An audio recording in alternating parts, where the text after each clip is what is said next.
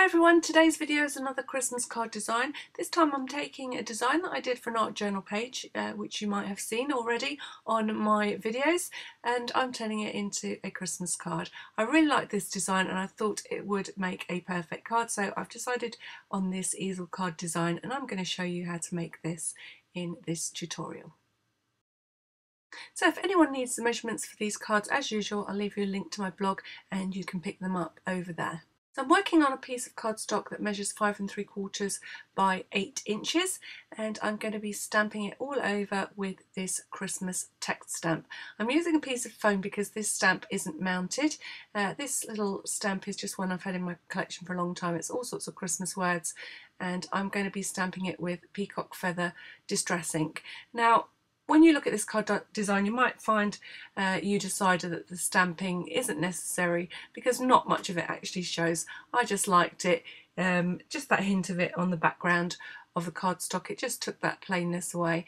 But like I said, you won't be able to see much of it, so it's entirely up to you whether you perform this stage or not. You can see I'm standing up to make sure that I get a good impression from this stamp, and I'm also only stamping right around the edge. We're also going to do a little bit of stamping on the easel card base, which is made from exactly the same size piece of paper. So we need a second piece of blue cardstock that measures 5 3/4 by 8 inches. So to get the markings for the base, you're going to score it in the landscape position at 4 inches and 6 inches. So the 4 inches folds it in half and the 6 inches makes the little triangle for the easel card, and we're going to stamp the base. So this is the piece that will be uppermost once the easel is in position, and again I'm just masking off the rest of the card and stamping right around that edge with my Christmas text stamp. You can tell that I'm really pressing down because the camera keeps shaking.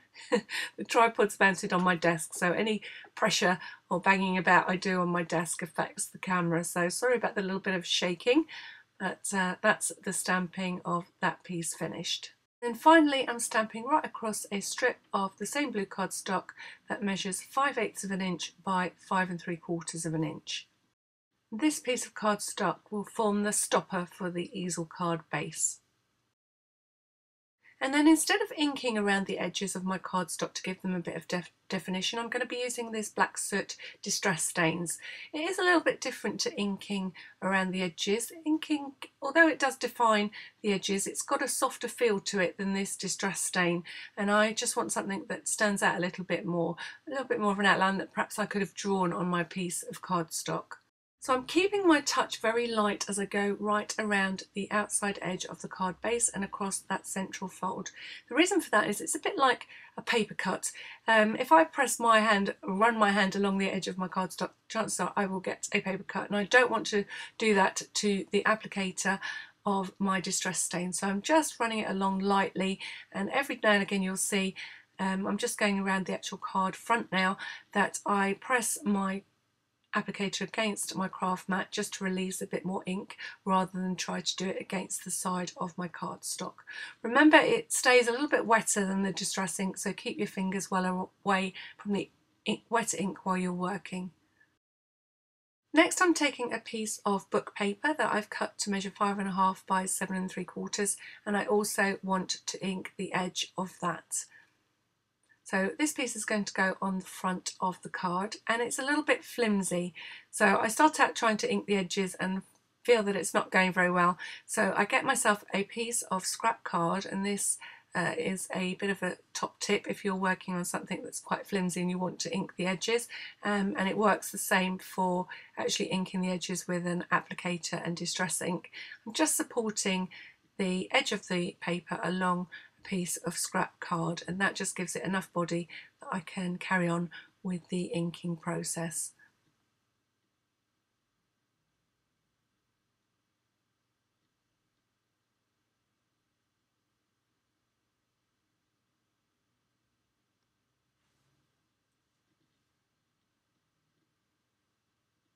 My next piece of book paper measures 5.5 inches by 3 3/4 inches, and this piece will eventually end up on the easel card base.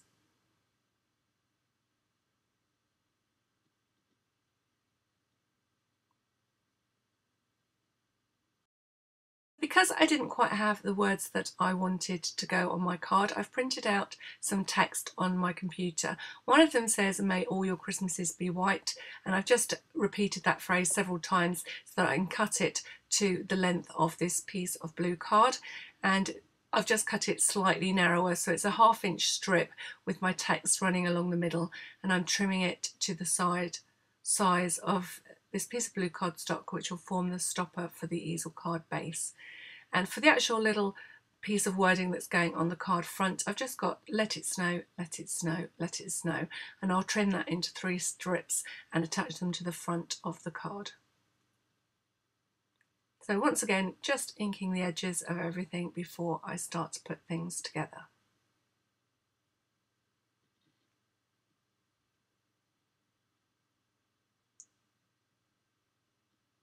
So just trimming the little word strips that I'm going to use on the front of the card, and my final "Let it snow" is just a slightly bigger font than the other two. And then again, although it's a little bit fiddly, I'm just going to ink all the way around the edges.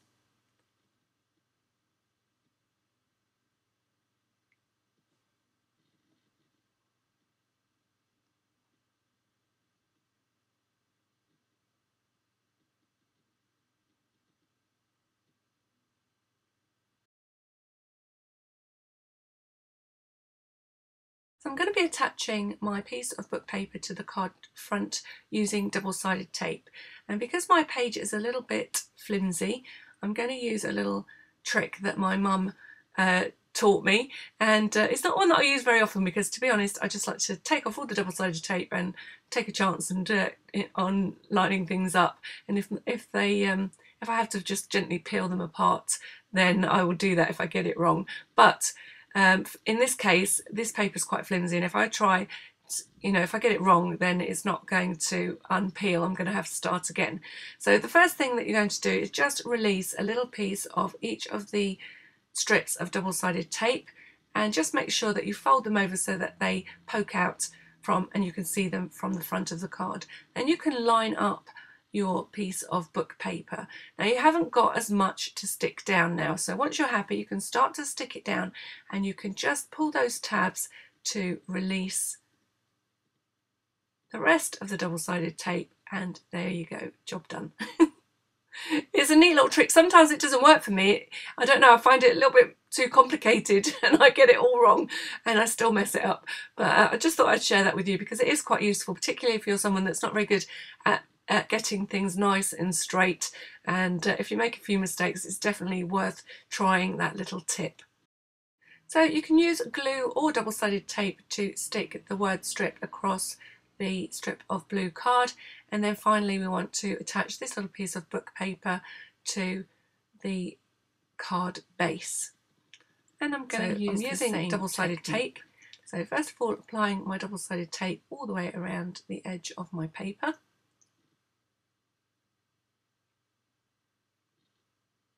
Then just releasing a little section of the double-sided tape and just press down on it to create a fold so that that piece of paper just remains somewhere where you can get hold of it when you flip the piece of paper over. And then I'm just making sure it's in the right place on the card, and then I can press down onto the double-sided tape and then pull at those tabs to release the rest of the strips.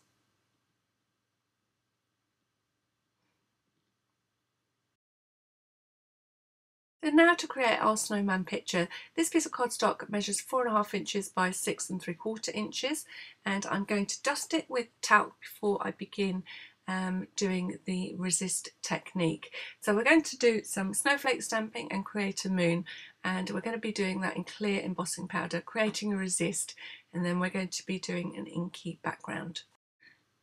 So I'm hoping by dusting with the talc, one, it makes it smell nice, and two, it just stops the embossing powder sticking where you don't want it to. The embossing powder, although it should only stick to the ink that we'll be using, sometimes can stick to fingerprints that you may have on the cardstock. So the talc helps to stop that and keep your image much clearer. So I'm starting out with a little bit of a circle. I used a circle punch in order to do this, but you could quite easily draw around something like your double-sided tape. So my circle measured about 3.5 inches in diameter. So we're going to be creating a moon with this mask, and I just want a quarter of a moon across the corner of my page. So I'm going to be using Perfect Medium ink. This is a re-inker, and I'm just going to dot a little bit of that ink onto a piece of foam, and we're going to create this mottled look to resemble the moon. So I'm just dotting a little bit of the ink onto the foam, and then I'm stamping it through that mask across the surface of the moon.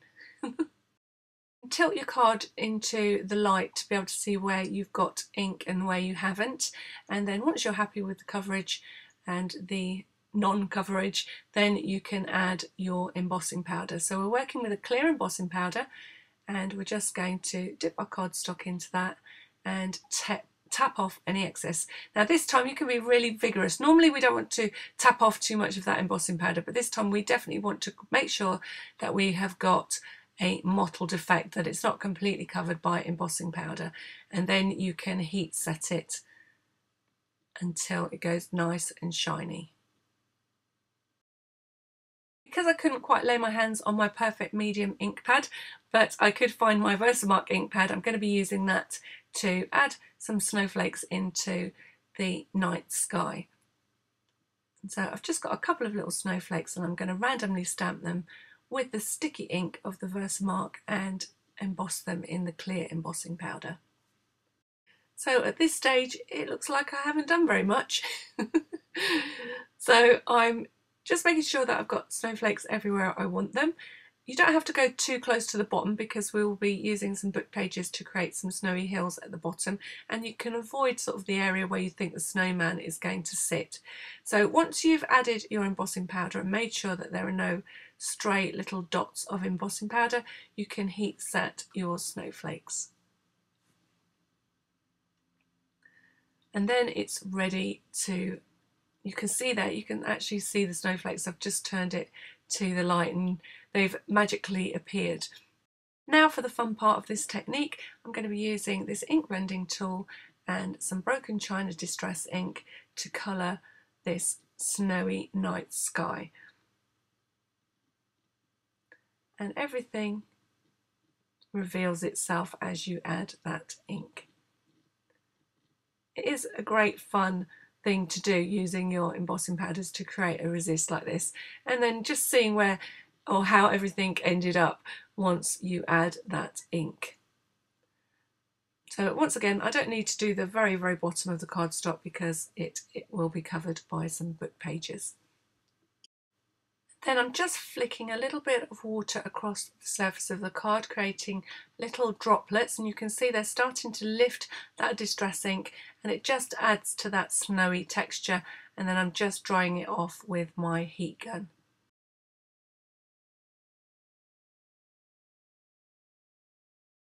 So creating our little snow hills and snowman, it's all about freehand. So I'm just drawing a hill ready to add to one side, and then just trimming away the side of the page. I'm going to draw in that second hill, and because this one's going to tuck behind the first, I'm not too worried what the other side of the hill looks like.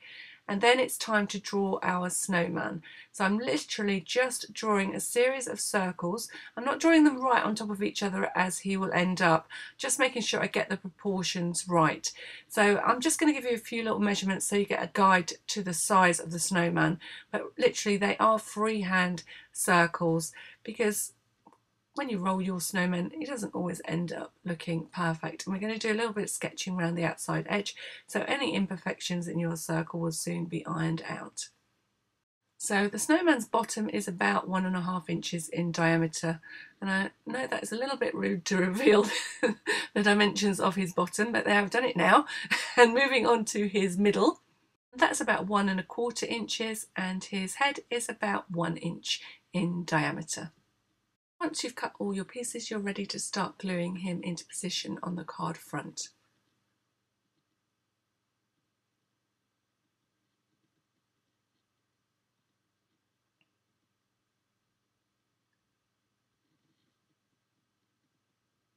So I always like to have a little bit of a dry run before I begin, and then I know where I want everything to more or less end up.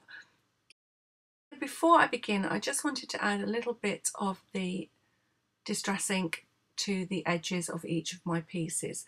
So I'm just removing any pencil lines, and then I'm going to lightly ink the edges of all of my shapes with a little bit of broken china distress ink. This just helps give the illusion of a little bit of depth on each of these paper pieces. So keeping it nice and light, literally just catching the top of each of those hills.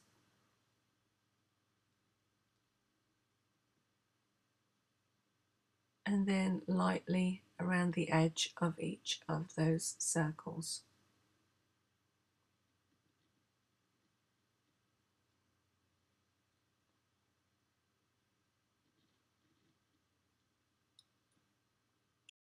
So starting with the piece that's at the back, which is the left hand hill, I'm just adding glue around the edges of the paper and attaching it in position on the card front, and then I'm going to attach my second hill. But this time I'm just going to add glue to the bottom section and leave the top section open for a moment. That's because the next piece, which is the snowman's bottom, is going to tuck into the edge of that hill. So again, I'm adding the little snowball and tucking that under the hill, leaving the top of the snowball open, ready to tuck the body in position. Then you can press down on the rest of the snowman's bottom, and then finally adding his head. So you can see I'm just leaving the top edge of each of the pieces open while I secure the piece that pops underneath. And if you've got any little pieces of paper over the edge, you can just trim those away. Remembering that our snowman has his back to us and he's looking up to the sky, looking for snowflakes, I've just trimmed a little tiny piece of orange cardstock to make a little nose, and then we're going to draw in his two eyes. They're going to look like they're on the top of his head by the time we're finished, like he's looking up to the sky. I can also attach my little word strips, and I'm attaching them top right, and I've got let it snow, finishing with the biggest let it snow.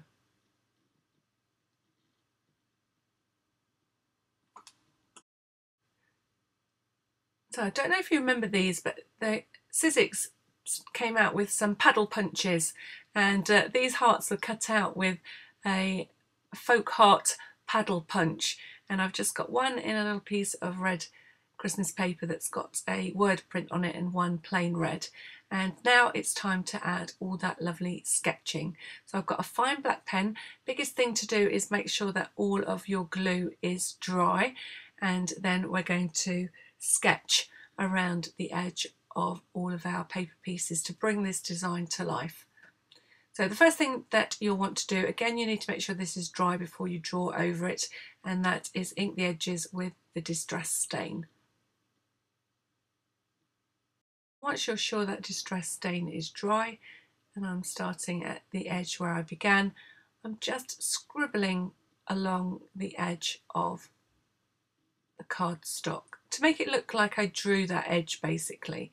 So you can see I'm not being too precious, I'm just sketching along that border, and I'm going to use the same stroke, so just as if you're sketching something out, creating a line around each of my hills, around each of those little red hearts.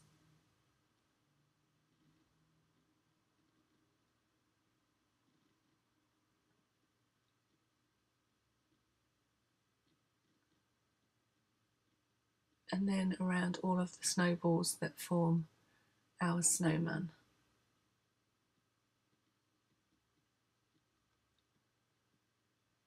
And the snowman's nose, just adding a few little marks that you would get if these were truly carrots, and then going around each of my little word strips. So I've just got a couple of features to add, but I'm going to just go around the edge of the easel card base whilst I think about it.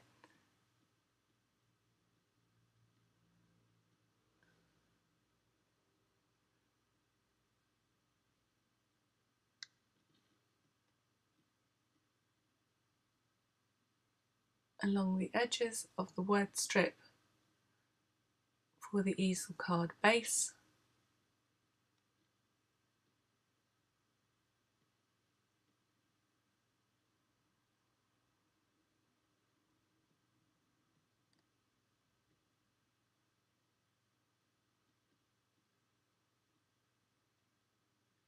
And around all of the edges on the card front. So it just gives a really nice sketched look to the whole piece. It ties in very nicely with the style of using book pages. I just like this kind of, I suppose it's a bit of a folk art kind of look, I suppose. And then I just need to add in those little features on my snowman. So I'm coming back in and just adding these two little pieces of coal for his eyes. You are kind of just putting them on the top of his head and then just sketching. You could do this with the pencil first if you weren't too sure. The shape of his hands, just reaching up to the sky trying to catch those snowflakes, and then I'm just thickening them up as if they were branches from a tree.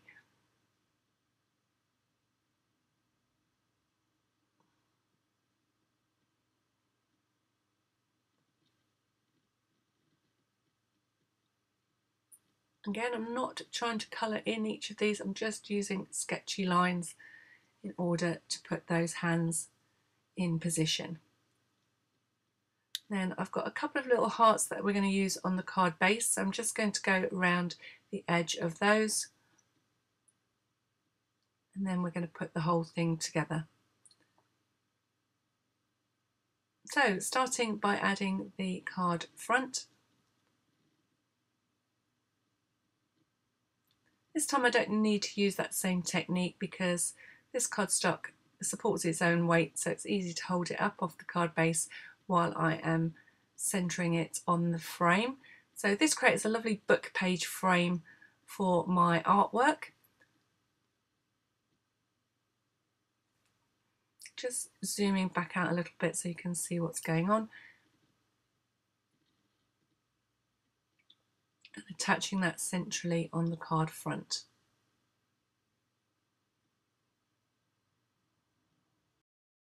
So fold your easel card base in half so that the text is on the inside, and then you're going to add double-sided tape to the front section or the front quarter of the easel card base.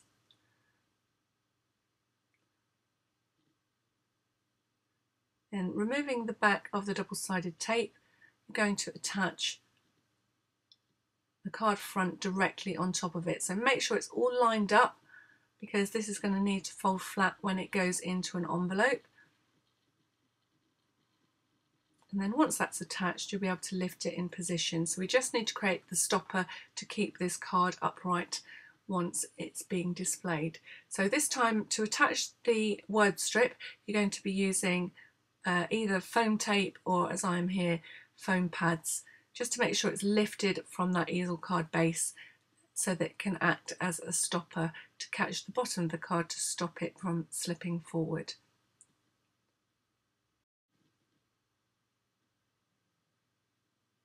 So you're going to position this roughly an inch from the front of the easel card base. Make sure it's on straight, and then you'll be able to tuck your card into position. And one of the last things that we're going to do is add a little bit of glitter and those final two hearts. So I've tried to get it so that May All Your Christmases Be White on that word strip have ended up in the centre of the strip, and I'm just adding those 2 hearts to balance the red hearts that are on the card front. So the red hearts on the right on the card front, and I'm putting them on the left on the word strip. And then I'm just adding little tiny dots of glitter. I think I used diamond stickles to the centre of those snowflakes, and that is the card finished off. So when I made the journal page all that time ago, I did say right then it would make a great Christmas card design, and I finally got around to doing it. Hope you've enjoyed the tutorial and that you like this card enough to make a few for yourself to send out to your friends this year. Don't forget to hit that subscribe button if you're new to my channel and you've enjoyed this tutorial, or hit the like and the share button and spread the Christmas creativity. So until next time, probably with another Christmas card, thank you for watching.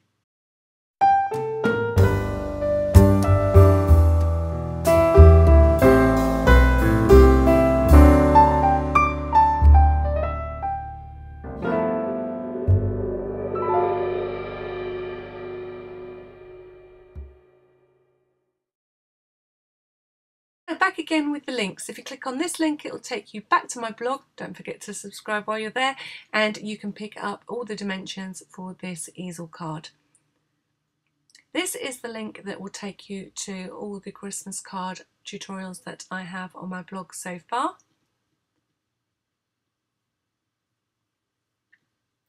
This link will take you to see how to make this clock as well as other Christmas projects. And then last but not least, why not pop along to my Etsy shop to see what workshops are available over there for larger projects, for home decor pieces that you might want to decorate your house with this year.